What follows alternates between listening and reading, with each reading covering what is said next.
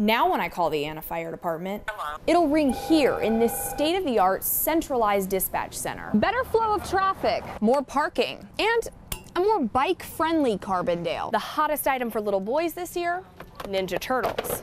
And for little girls, it's frozen, frozen, frozen. The plastic in these lights can make anything from a bucket to a storage pallet like this one. The burglars came in a door at the back of the building.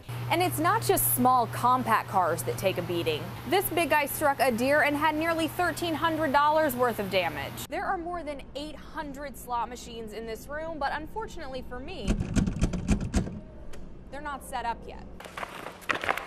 Okay, we've made it to the back of the cave, and this dome room behind me has a crazy story to tell. Is this right, guys? Yeah.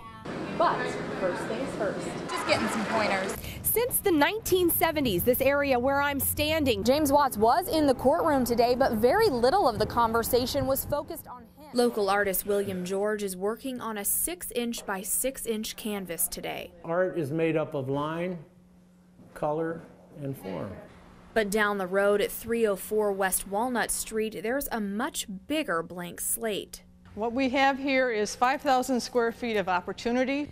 Nancy Stemper has plans of turning this into a place where anyone can explore their creative instincts. With workspaces, a gallery, classrooms, and everyone is invited to help her with the transformation.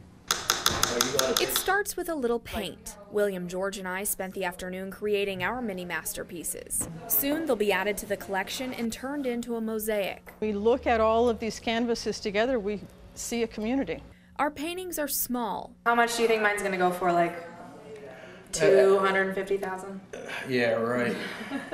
But when you put them all together, they'll turn into something big. No sign, no entrance, no evidence that this is sacred ground. You're telling me this is the cemetery? You have to wade through brush to uncover any graves. Private U.S. Army, World War I.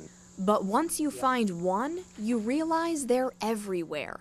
David Anderson remembers when Kids Cemetery was pristine. When it was Veterans Day, the people would come out and put flags on all the veterans' graves out here. Not even 4 decades later. They've just let it go, and it's a shame.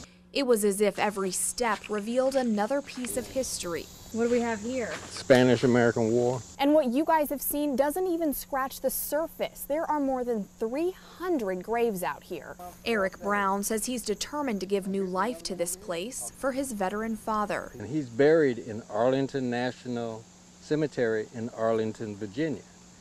And that cemetery is immaculate. And the veterans that are buried here deserve the same respect. With the help of the Illinois Job Corps, who've decided to volunteer their time here, he and Anderson say the people laid to rest at Kids Cemetery will be honored. With nowhere in particular to go, I hopped on the South Side Loop in Cape Girardeau.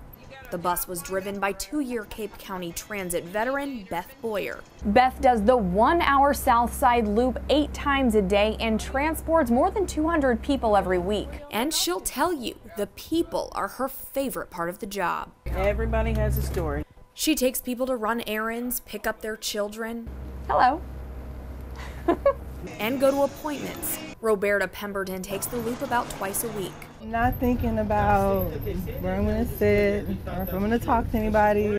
She thanks Rosa Parks for that. She was tired. She didn't want to get in the back of that bus. She had just got off work. She was standing on her feet all day. She wasn't going. Daily rider Irvin Beeks admits he walks on Beth's bus without considering those who went before him. You don't even think, you don't even consider what she did in order for us to be able to get on the bus. But today, he's filled with gratitude. It was great bravery. She was very brave. And I was filled with gratitude too, to leave the past behind us and share a ride. She paved the way for people to just have that freedom. In Cape Girardeau. Thank you. This is the hard part.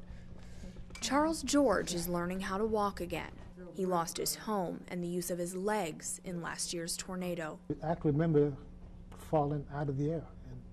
I remember right to this day. He's been living at a rehabilitation center in Metropolis ever since. George is also learning how to live without his wife, Kathy. When he regained consciousness in an Indiana hospital, his family told him she didn't make it. It took me another 2 or 3 days before I it sunk in that she was dead, and that's when I broke. 1 year later, he's not broken anymore. He walks slowly and carefully for Kathy. I just say I loved her with all my heart. She was my best friend, my true love, and my soulmate. Every agonizing step to honor her. Good job. In Massac County, Catherine DeGisi, WPSD, Local 6.